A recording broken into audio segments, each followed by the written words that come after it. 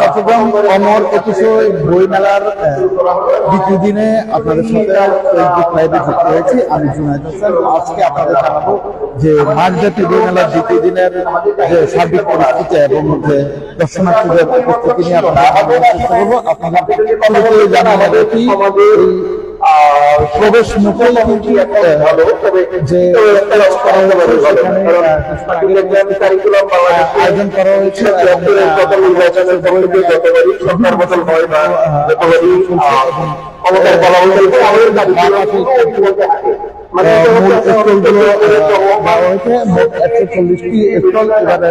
বইমেলায় কিন্তু দেওয়া হয়েছে। যদি আজকে বইমেলার দ্বিতীয় দিন দর্শনার্থীদের অনেক উপস্থিতি অনেকটাই কম দেখতে পাচ্ছি। এছাড়াও অনেক স্টল কিন্তু এখনো পরিপূর্ণভাবে সজ্জিত হয়নি। আপনাদের যদি আমরা বলি শুরুতে যে শৈলী প্রকাশন রয়েছে তার পাশে রয়েছে শিশু প্রকাশ পরিপত্র, এছাড়াও অক্ষরগীত এবং বাতিঘর সহ বিভিন্ন প্রকাশনা এবং বিভিন্ন একাধিক লেখকদের বই কিন্তু এই বই মেলায় পাওয়া যাচ্ছে। আপনাদের একটু ঘুরে ঘুরে দেখানোর চেষ্টা করছি যে আমরা রয়েছি বারবার কিন্তু প্রত্যেকটি মেলায় কিন্তু ছড়িয়ে থাকে। এছাড়াও যে অক্ষরবৃত্ত রয়েছে, বাতিঘর রয়েছে এবং শিশু প্রকাশ, এগুলো কিন্তু অংশ নিয়ে থাকে। যদিও দ্বিতীয় দিন হিসেবে দর্শনার্থীদের উপস্থিতি অনেকটাই কম। কথায় বলা চলে যে এখানে যে শৈলী প্রকাশন রয়েছে সেখানে আমরা কয়েকজন লেখকের সাথে কথা বলার চেষ্টা করবো এবং জানতে চাইবো তাদের কোন কোন বই প্রকাশিত হয়েছে। একটু আপনাদের সাথে কথা বলবো যে আপনাদের লেখা কোন কোন বই নিয়ে এসছে। ধন্যবাদ। আমাদের এখানে আসলে অনেক লেখকের বই এসেছে, অনেক লেখকের এসেছে। আমার একটা বই এসেছে এবার, চট্টগ্রামের পর্যটন, ঐতিহ্য ও সম্ভাবনা। তো এখানে আমি চট্টগ্রামকে যতটুকু সম্ভব উত্থাপন করার চেষ্টা করেছি। আমাদের যে ঐতিহ্যের ধারক বাহক যে মেজবান সম্পর্কে একটা প্রবন্ধ আছে। তো কয়েকটা প্রবন্ধ নিয়ে আমি আমার এই বইটা সাজিয়েছি। আশা করি পাঠকদের এটা ভালো লাগবে আর সংগ্রহে রাখার মতো একটা বই। ধন্যবাদ। আমরা কথা বলছিলাম একজন লেখিকার সাথে, এখানে আরো একজন লেখিকা আছেন, তার সাথে কথা বলবো। আপনার কোন বই এখানে রেখেছেন এবং কি বিষয় লিখেছেন? না, আমার বই আসেনি। আমি লেখালেখি করি, দৈনিক আজাদিতে লেখালেখি করি। আমি চট্টগ্রাম জিপিওতে আছি, বাংলাদেশ ডাক বিভাগে। এখানে শৈলী আসলে আমাদের আয়শা হকসি মুভাবি, তো আমাকে বলেছে অফিসের পরে একটু বসার জন্য। তো লেখকরা আছেন সবাই, বই বিক্রি করছে। আচ্ছা, এবারের বই মেলাটা আসলে কেমন লাগছে? ব্যতিক্রম কি মনে হচ্ছে? ব্যতিক্রম হচ্ছে একটু শীত কমে গেছে, এই আর কি। আমার কাছে এটাই ব্যতিক্রম লেগেছে এবারে। যেহেতু গতবার শিরিষতলায় হয়েছিল, এবার আবার পুরোনো মাঠে, এবার জিমনেসিয়াম মাঠে। এবার একটু আমার মনে হচ্ছে ব্যতিক্রম হবে, বাচ্চারা আসবে, স্কুলের বাচ্চারা অলরেডি আজকে এসছে। তো আমার মনে হচ্ছে জিমনেসিয়াম মাঠ, তো এখানে তো শিশুরা ক্রীড়ার করতে আসে, প্র্যাকটিস করতে আসে। আমার মনে হচ্ছে যে অনেক বাচ্চারা আসবে, শিশুরা আসবে, স্কুল থেকে ছাত্রছাত্রীরা আসবে, কলেজের মানুষ আসবে, মানে সবাই আসবে। ধন্যবাদ। আমরা কথা বলছিলাম একজন দর্শনার্থীর সাথে, তিনি জানাচ্ছিলেন যে তিনিও কিন্তু একজন লেখক এবং তিনি জানাচ্ছিলেন যে আসলে বইমেলার অনুভূতি। আপনাদের যদি আমরা একটু ঘুরে দেখাতে চাই যে স্কুল পড়ুয়া যে শিক্ষার্থী রয়েছে তারাও কিন্তু এই বইমেলায় আসছে এবং বিভিন্ন ধরনের বই দেখছে। তারা তাদের পছন্দ অনুযায়ী বই কিনছে, কেউ বা বই অনেক স্টল এখনো পর্যন্ত দর্শনার্থী শূন্য, অনেকে কিন্তু ঢেলে ঢালাভাবে সময় পার করছেন। যদিও দ্বিতীয় দিন অনেক স্টল কিন্তু এখনো পরিপূর্ণভাবে সজ্জিত হয়নি, যার কারণে হয়তো বা দর্শনার্থী অনেকটাই কমতে হবে। তারা প্রত্যাশা করছেন কিন্তু যত দিন গড়াবে তত হয়তো দর্শনার্থী বাড়বে। এখানে যারা এসছেন আমরা তাদের সাথে একটু কথা বলার চেষ্টা করবো একটু যদি আপনার সাথে কথা বলে বই মেলা এসে কেমন লাগছে এবং কেমন দেখতে? খুব ভালো লাগছে, ভালো লাগতেছে, খুব ভালো লাগতেছে। ছোটদের বই আছে, বিভিন্ন গল্পের বই আছে, খুব ভালো লাগতেছে দেখে। বই পড়তে ভালোবাসেন? অবশ্যই বই পড়তে ভালোবাসি। এখানে ব্যতিক্রমী কি দেখছেন? ব্যতিক্রমী পরিবেশটা খুবই ভালো, শান্ত এবং ভালো লাগতেছে। তবে দর্শক আরো প্রয়োজন আসার। আমরা কথা বলছিলাম একজন দর্শনার্থীর সাথে, তিনি জানাচ্ছিলেন যে তার যে অনুভূতি তিনি তেমনটি জানাচ্ছিলেন। আমরা আরেকটি স্টল যদি দেখাতে চাই যে হরিৎপত্র, সেখানে কিন্তু আসলে কোনো বিক্রেতা নেই এবং বেশ কয়েকটি স্টল কিন্তু যে দর্শনার্থী শূন্য এবং অনেক স্কুলে কিন্তু এখনো পর্যন্ত কাজ চলছে। অনেক শিক্ষার্থী, স্কুল পড়ুয়া শিক্ষার্থীরা এখানে এসছেন যে তাদের বই দেখতে, অনেকে ঘুরতে, বইমেলা যে আবেগ সেটি প্রকাশ করতে এসছেন এবং বইমেলার যে উৎসব সেটি কিন্তু দেখতে এসছেন। আপনাদের যদি আমরা একটু ঘুরে দেখাতে চাই, এখানে একটু কথা বলবো যে আজকে দ্বিতীয় দিনে আশানুরূপ কি বিক্রি হচ্ছে কিনা বা দর্শনার্থী না, গতকালকে চেয়ে আজকে একটু হালকা আছে, হয়তো বা সামনের দিকে পাঠকরা আরো আসবে এই আশা। আপনাদের এখানে কোন কোন বই রেখেছে? আমাদের এখানে আপনার হচ্ছে ময়ূর চৌধুরী আছে, তারপর হচ্ছে খাদিজা আবেদিন, সেলিনা শেলি, ওদের বিভিন্ন বই আছে। এই দর্শনার্থী কম হওয়ার পেছনে কারণটা কি? আসলে এখনো স্টল গুছাইছে মাত্র, আসবে আর কি মাসব্যাপী আপনার দর্শনার্থী আসবে মাসব্যাপী, তো আসবে।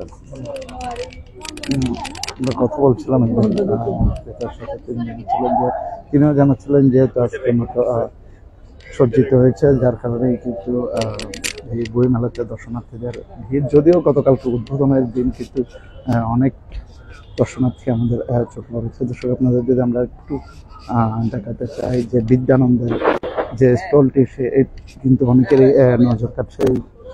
সেটির যে কাঠের তৈরি যে স্টল, সেটি কিন্তু আসলে সবার নজর কাটছে। আপনাদের একটু ঘুরে দেখানোর চেষ্টা করছে এবং এগুলোর যে শৈল্পিকতা সেটিও দেখানোর চেষ্টা করছে। এখানে খুব সুন্দর করে কিন্তু আসলে সজ্জিত করা হয়েছে কাঠের তৈরি পুরো স্টলটি, আসলে যে কারোরই নজর কাটবে। এখানে একটু যদি কথা বলতে চাই, এখানের দায়িত্বে কে আছে একটু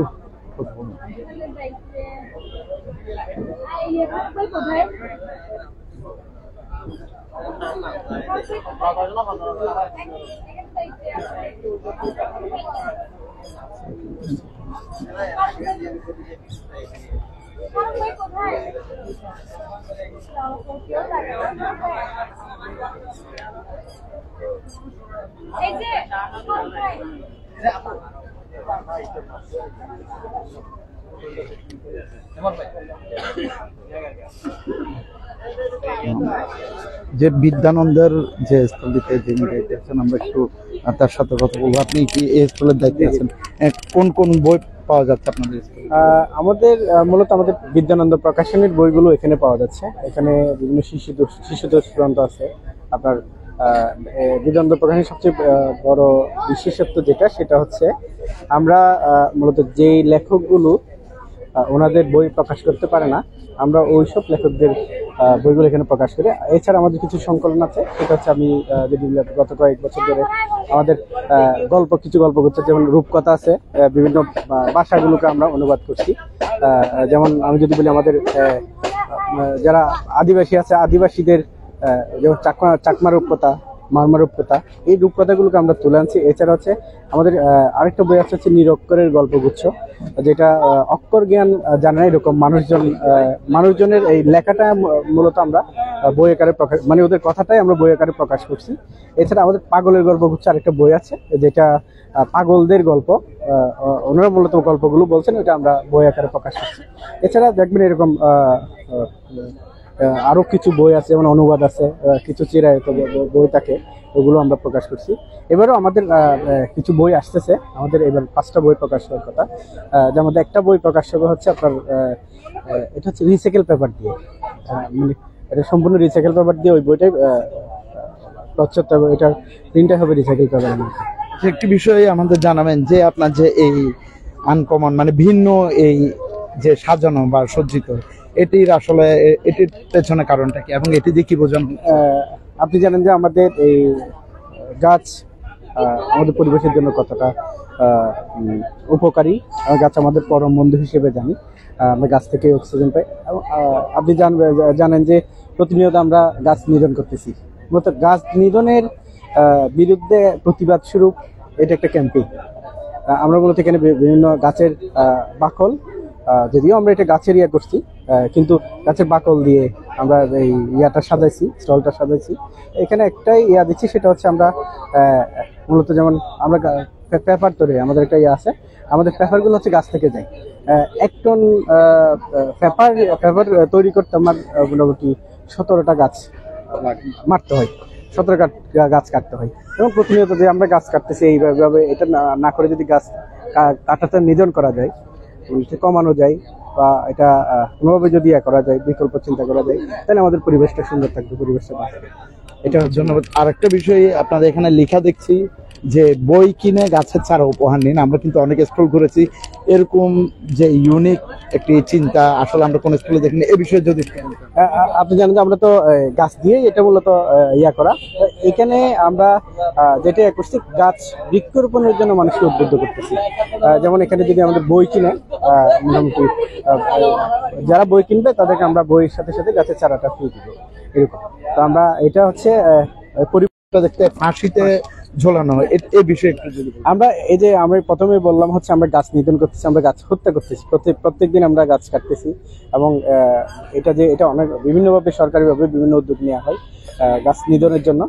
তো আমরা এটা বুঝলাম যে আসলে আমরা গাছকে এভাবে হত্যা করতেছি, এবার একটা সিম্বল হিসেবে দেখাইছি আমরা আসলে গাছকে এভাবে মারতেছি, যাতে এটা না করি। ওই জন্যই মূলত আমরা এই মেসেজটা দিচ্ছি এবং এই প্রতীকীটা দেখাইছি। ধন্যবাদ। খুব সুন্দরভাবে আমাদের বুঝিয়ে বললেন যে এখানের যিনি দায়িত্বে আছেন মোহাম্মদ মোবারক ভাই, তিনি জানাচ্ছিলেন আসলে যে গাছের যে নিদর্শন প্রতীকী যে ফাঁসিতে ঝোলানো, অর্থাৎ এটি একটাই আসলে প্রতীকী, অর্থাৎ যাতে গাছ নিধন না করি বা গাছ নিধন করলেও বা বৃক্ষরোপণ করি, যার কারণে কিন্তু এই মেসেজটি দেওয়ার জন্যই কিন্তু এমন প্রতীকী ব্যবহার করা হয়েছে। এবং এখানে আরেকটি যে একটি বিশেষ আকর্ষণ, অর্থাৎ বই কিনে কিন্তু গাছের চারা উপহার নেওয়ার ব্যবস্থা রয়েছে আপনাদের। আমরা যদি মেলার বিদ্যানন্দর সামনে কিন্তু আরও স্টল রয়েছে, আমরা সেই স্টলগুলো যদি আপনাদের একটু ঘুরে দেখাতে চাই।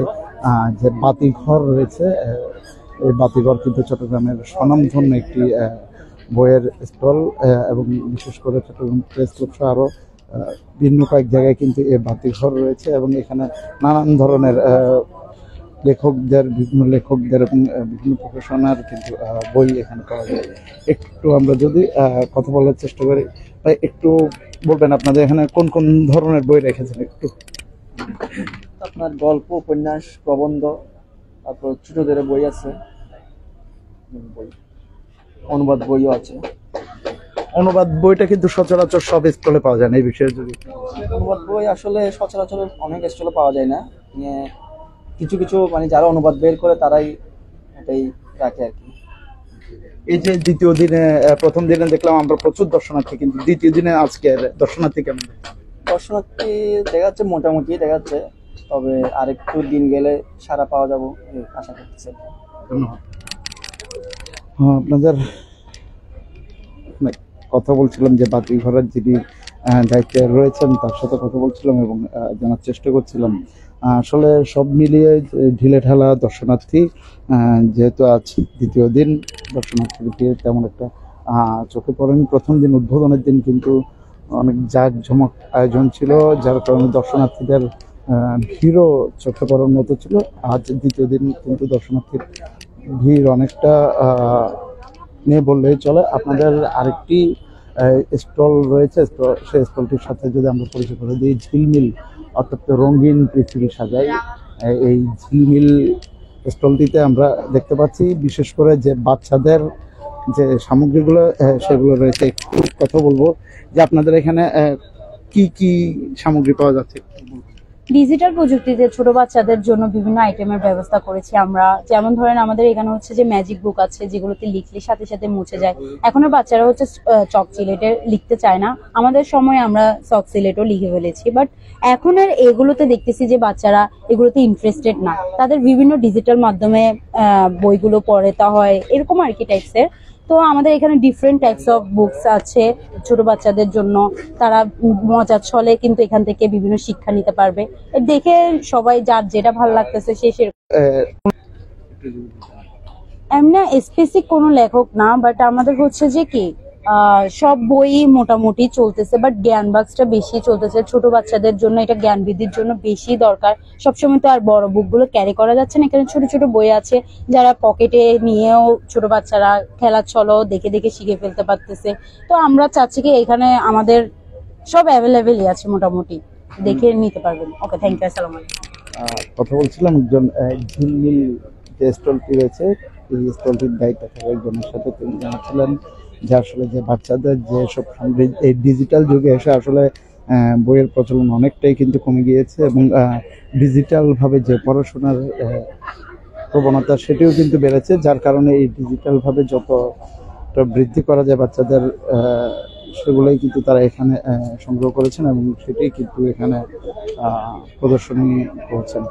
আমরা আরেকটু যদি একটু ঘুরে দেখাতে যাই, যে যদি এখন বিকেল গড়িয়ে সন্ধে হলো, এখনো কিন্তু অনেকটাই তেমন একটি দর্শনার্থীদের ভিড় চোখে পড়ছে না। এখানে একজন প্রকাশক আছে, একজন আপনার সাথে একটু, আপনি নিশ্চয়ই প্রকাশক, একটু কথা সম্পাদক আর কি, সম্পাদক। আচ্ছা, একটু বলবেন যে এবারের মেলাটা গতবারের তুলনায় কেমন ভিন্নতা হচ্ছে? গতবার তো শিরিষতলা হয়েছে। হ্যাঁ, এবার একটু ভিন্নতা বলতে আসলে এবারের মেলাটা তো প্রচারই হয়নি। গতবারের বইমেলা শিরিষতলা নিয়ে যে একটা হাইপ উঠেছিল, মানে আমরা সবাই মিলে যেভাবে আহামরিকভাবে প্রচার করছিলাম শিরিষতলায় মেলা হলে আমাদের জন্য ভালো হবে, পাঠকদের জন্য, সবার জন্য ভালো হবে, যে একটা উন্মাদনা ছিল, সেই তুলনায় এবার যে আবার নতুন করে আবার যে জায়গাটা চেঞ্জ হলো, আবার পূর্ব জায়গায় ফিরে আসলো, সেই জায়গাটাই কিন্তু অনেক পাঠকের কাছে পৌঁছায়নি। কারণ আমার মনে হচ্ছে একটু বিটটা কম, মানে যে রেভুলেশন সেই রেভুলেশন অনুযায়ী বিটটা একটু কম মনে হচ্ছে। যেহেতু আজকে দ্বিতীয় দিন গড়ালে কি দর্শনার্থী বাড়বে বলে প্রত্যাশা করছেন? অবশ্যই বাড়বে। আমাদের এমনি চিটাং মেলাটা শুরু হয়তো 10 তারিখের পরেই, তো এবারে তো মানে আসা জায়গার খবর হচ্ছে 1 তারিখ থেকে শুরু হয়েছে, এটা অবশ্যই পজিটিভ দিক। তো যেহেতু আসছে 2 তারিখও আজকেও খোলামেলা দর্শনার্থী আছে, আমার মনে হয় 4-5 তারিখের দিকে গিয়ে মেলা একেবারে পুনরূপ তার যৌবনটা ফিরে পাবে। ঠিক আছে, ধন্যবাদ। আমরা কথা বলছিলাম এই সম্পাদকের সাথে, তিনি জানাচ্ছিলেন আসলে যে গতবার যে শিরিষতলায় জাঁকজমকভাবে মেলাটি হয়েছিল, এবার স্থান পরিবর্তন করার কারণে হয়তো বা অনেকাংশেই এই দর্শনার্থী কমে গিয়েছে। যদিও তিনি দাবি করছেন কি এবার প্রচার প্রসার তেমন একটি হয়নি এই মেলার, যার কারণে হয়তো দর্শনার্থী অনেকাংশে কম।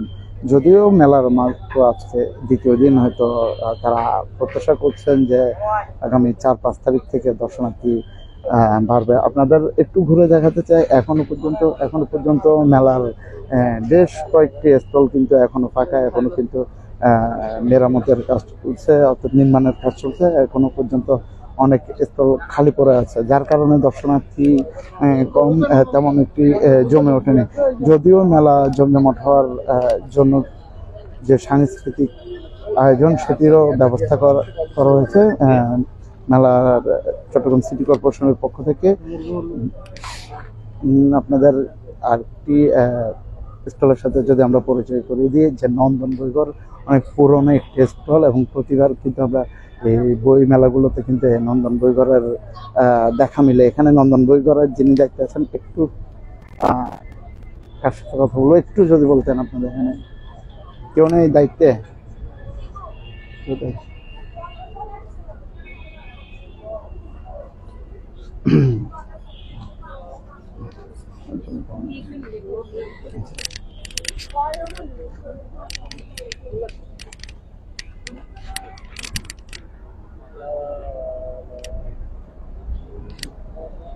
আপনাদের আমরা আর একটু সামনের দিকে যেটি প্রবেশ করলে মাত্র দূর থেকে চোখে পড়বে এটি হচ্ছে অক্ষর বৃত্ত।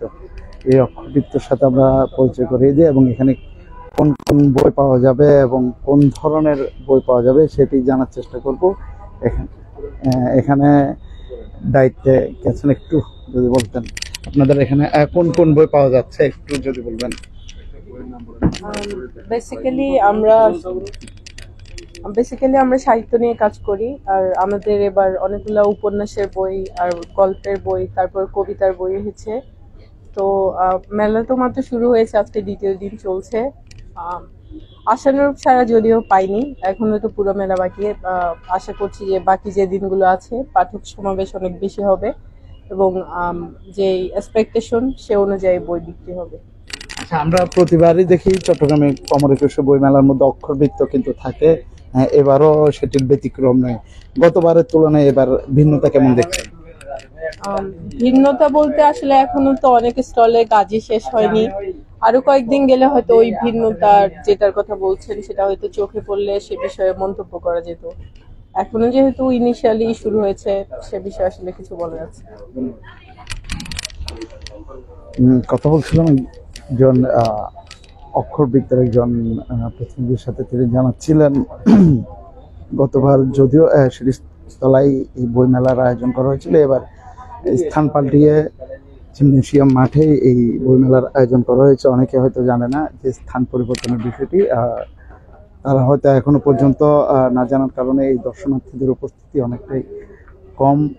ঢিলেঢালাভাবেই সবাই সময় পার করছেন। আপনাদের আমরা আরো বেশ কয়েকটি স্টলে যদি একটু পরিচয় করে দেওয়ার চেষ্টা করি, যে রোদেলা এবং পাল পাবলিকেশন বেশ কয়েকটি স্টল রয়েছে। এখানে একজন রোদেলার যিনি দায়িত্বে আছেন, আমরা একটু কথা বলবো। এখানে আপনাদের এখানে কোন কোন বইগুলা রেখেছেন একটু যদি আমাদের। এখানে সাহিত্যিকের আছে, তারপরে বাংলা সাহিত্যিক আছে, কবিতার আছে, তারপরে বিভিন্ন ধরনের মুসলিম বইয়ের মধ্যে কিছু আছে, বিভিন্ন ধরনের বই আছে এখানে। আর বিশেষ করে কোন বইটি আসলে মানুষের চোখে পড়ার মতো বা কেনার মতো? ছোটদের গল্পটা বেশি পড়তেছে, আর কাজী নজরুল ইসলামের কিছু বই আছে এটা পড়তেছে, তারপরে কিছু সাহিত্যিকের বই আছে এটা পড়তেছে। আপাতত এগুলো দিয়ে চলতেছে। আজকে দ্বিতীয় দিন তো মোটামুটি বোঝাচ্ছে ভালো, সারাটা ভালো। একজন দর্শনার্থী আছে, আমরা যদি একটু কথা বলার চেষ্টা করি। আপু একটু কথা বলবেন যে কি বই দেখছেন এবং মেলায় সেখানে?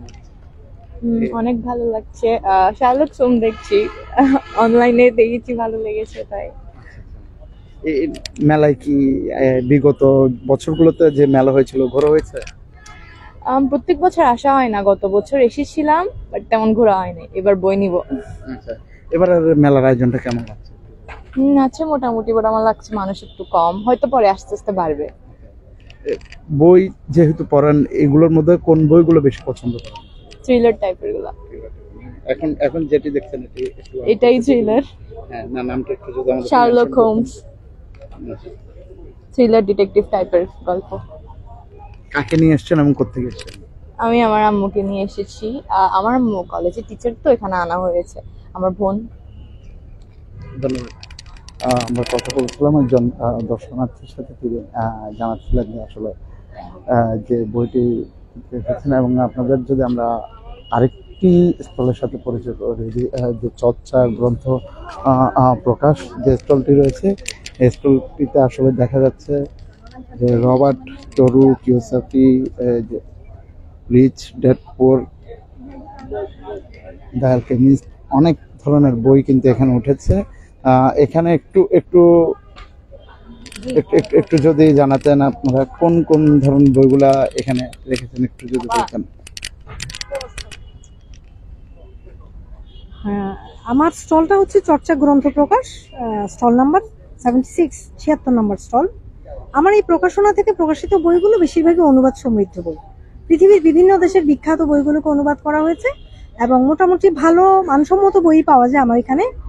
তো বিভিন্ন ডিপার্টমেন্টের বই আছে, সাইকোলজিক্যাল বুক আছে, তারপর আপনার থ্রিলার বুক আছে, এবং ফিন্যান্সের উপর বই আছে, শেয়ার বিজনেসের উপর বই আছে, অনেক ধরনের বই আছে আমার প্রকাশনায়। আচ্ছা, যেহেতু দ্বিতীয় দিন অনেক দর্শনার্থী কিন্তু এখনো জমে ওঠেনি, এ বিষয়ে একটু জানাবেন দর্শনার্থীদেরকে যদি আহ্বান। এখন আসলে সবসময় বইমেলার ক্ষেত্রে প্রচারণাটা আসলে একটু কম হয় কিনা আমি ঠিক নিশ্চিত নই। আমার কেন মনে হচ্ছে যে আমাদের বইমেলা সংক্রান্ত প্রচারণাটা একটু বেশি হওয়া উচিত। প্রথম দিন গতকাল ছিল উদ্বোধনী অনুষ্ঠানে, মোটামুটি মানুষজন ছিল, কিন্তু আজকে একটু ফাঁকাই দেখতে পাচ্ছি। সম্ভবত এর একটা কারণ হচ্ছে আমাদের এখানে কয়েকটি স্টল এখনো রেডি হয়নি, হয়তোবা স্টলগুলো রেডি হয়ে গেলে মানুষের অন্য পাশ থেকে এদিকে চলে আসবে। ধন্যবাদ।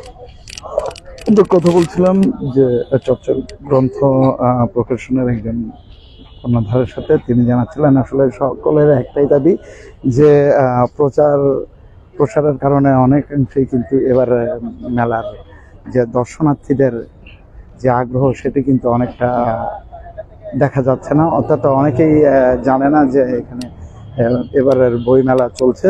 যেহেতু গতবার শিরিষতলায় হয়েছিল, এবার স্থান পরিবর্তন করে জিমনেশিয়াম মাঠেই এই মেলার আয়োজন করেছে। আপনাদের আরেকটি এবার মেলার যে বিশেষ আকর্ষণ সেটি হচ্ছে জিয়া স্মৃতি পাঠাগার মেলার ঠিক মাঝখানে দেওয়া হয়েছে। এই জিয়া স্মৃতি পাঠাগার যদিও বিগত দিনগুলোতে এই ধরনের কোনো স্টল আমাদের চোখে পড়েনি, এবার 5ই আগস্টের পর অর্থাৎ গণঅভ্যুত্থানের পর কিন্তু এবার এই মেলায় জিয়া স্মৃতি পাঠাগার স্থান পেয়েছে। এবং এখানে যদি আমরা একটু দেখাতে চাই, জুলাই অভ্যুত্থান থেকে শুরু করে এবং জিয়ার যে ত্যাগী যে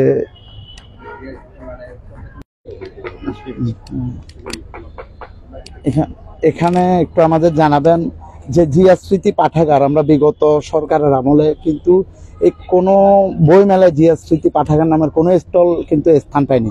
এবার ব্যতিক্রমী একটি উদ্যোগ নিয়েছে এবং খুব সুন্দরভাবে সজ্জিত করা হয়েছে, এই বিষয়ে একটু বলুন।